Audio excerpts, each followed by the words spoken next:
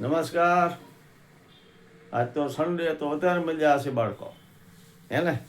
કે ફરવાઈ જાશો, હોમવર્ક ને બધું બાકી હશે એ પણ પૂરું કરી લેશો, પેઇન્ટિંગ કેવું કરવાનું છે એ કરશો. આજનું વર્તમાનપત્ર જોશો તો એમાં રસ્તો શોધો, તફાવત શોધો, જોડકા પૂરો, હે ને? રમૂજી ટૂચકા હશે તે વાંચશો, સ્ટોરી વાંચશો, હે ને? આજે તમારે happy day, happy Sunday.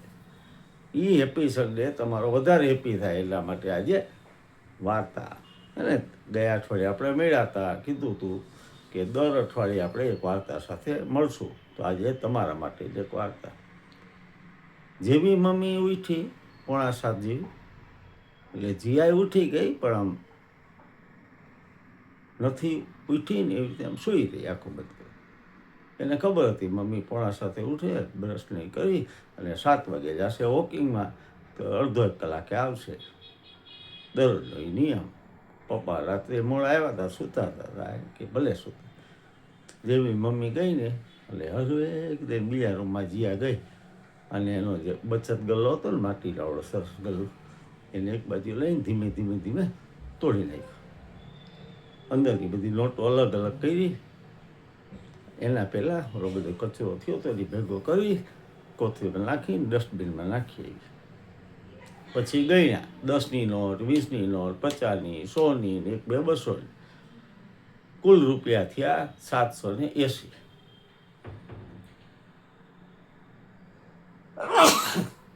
Sorry, 780 રૂપિયા થયા. એનાથી યસ, મારું કામ થઈ જવાનું છે. પછી જઈને પપ્પાને બાજુ સૂઈ ગઈ, ગાડલા નીચે રૂપિયા રાખી સૂઈ ગઈ.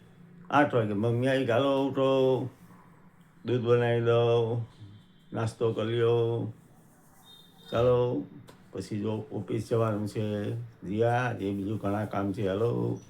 જીયા તો જાગતી હતી, ઉઠી ગઈ, બ્રશને એવું કર્યું.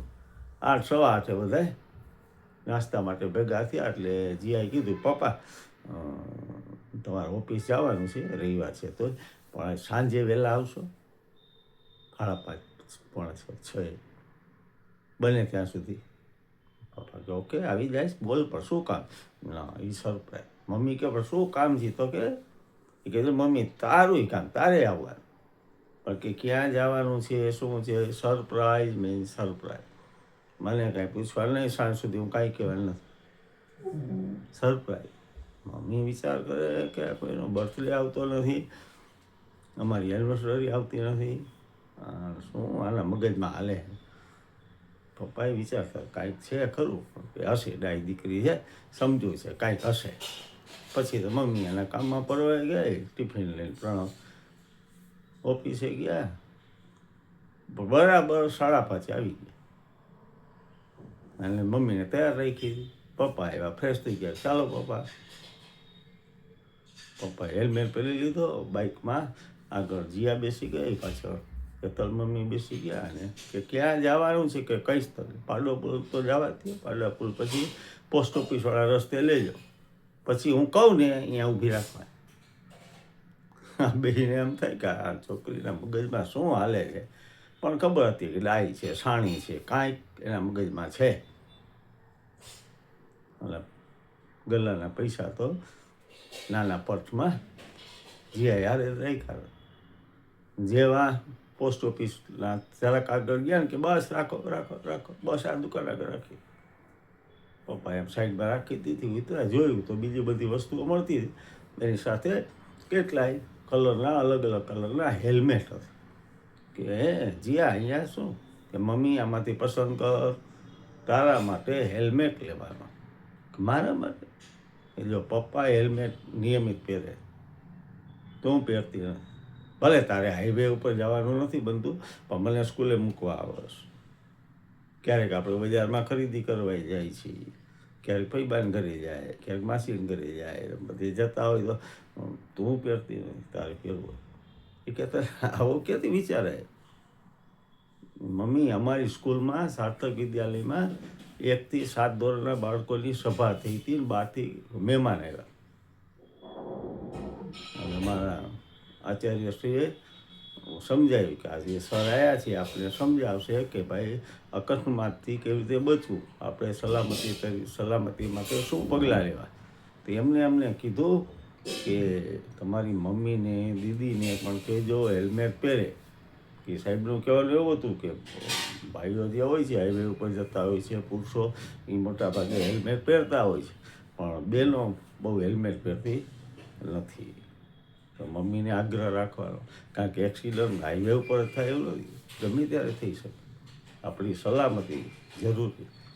ત્યારે જ મને વિચાર આવ્યો કે મમ્મીને હેલ્મેટ લઈ દેવું. એટલે મમ્મી જો આ મારા ગલ્લામાંથી 780 રૂપિયા નીકળાય, વધારે થાય વધારે, બાકી તમે રાખજો મારી પાસે. તો પ્રણવ મમ્મી પપ્પા તો આમ જોઈ ગયા તો મારી લવલી, મારી છોકરી, મારી દીકરી. બ્રાઉન કલરનો હેલ્મેટ પસંદ કર્યો. એ તો કીધું જો બેટા, આમ તો પિલિયન રાઇડર હોય ને, પિલિયન રાઇડર મતલબ જે પાછળના સીટ હોય એને હેલ્મેટ ભલે નાનો હે ને, તારા માટે પણ એક લઈ લે. એક નાનકડો જીયા માટે પણ લીધો. પછી બધા પાછા આવ્યા. પારડા પુલ પૂરો થયો ને તે પપ્પાએ બાઇક વાળીને એક જગ્યાએ રાખી દીધું કે પપ્પા અહીંયા કેમ રાખ્યો? સરપ્રાઈઝ. જીયાને તો ભાઈ પપ્પા શું સરપ્રાઈઝ આપે કે જો સામે હસુભાઈ ગોલાવાળા, એમના ગોલા જ ખવડાવવું પડે. યસ પપ્પા. ગોલા ખાઈને ઘરે પૈસા. મમ્મીએ કીધું વાહ મારી ડાઈ દીકરી વાહ, બહુ તારો સરસ વિચાર, થેન્ક યુ. બે ભેટી પડ્યા. મિત્રો, prevention is better than cure. એમ કહેવાય છે પાણી પહેલાં પાળ બાંધી, આગ લાગે ત્યારે કૂવો ખોદવા ન જવાય. આ અવેરનેસ જરૂરી છે. જેમ સાર્થક વિદ્યાલયે અવેરનેસ આપી અને જીયા જેવી બાળકીને સ્પાર્ક થયો અને એને વિચાર્યું અને એના મમ્મી માટે હેલ્મેટ માટે, તો આ બહુ સરસ કદમ તમે પણ લઈ શકો. કરી જોવાનું, સેફટી જરૂરી છે. સર સલામત તો પગડી 1000 કહેવત છે ને, આપણી સેફટી એ જરૂરી છે. તમને આ વાર્તા કેવી લાગી એ વિશે જરૂર કહેજો, ફોરવર્ડ કરજો. લાઇક્સ તો તમે કરો જ છો તે કરજો. સબસ્ક્રાઈબ ચેનલ ન થઈ તો ચેનલને સબસ્ક્રાઈબ કરજો. મળીશું ફરી એક વાર્તા સાથે આવતા અઠવાડિયે. આનંદ કરો. Learn while you learn, play while you play. This is the way to be happy all the day.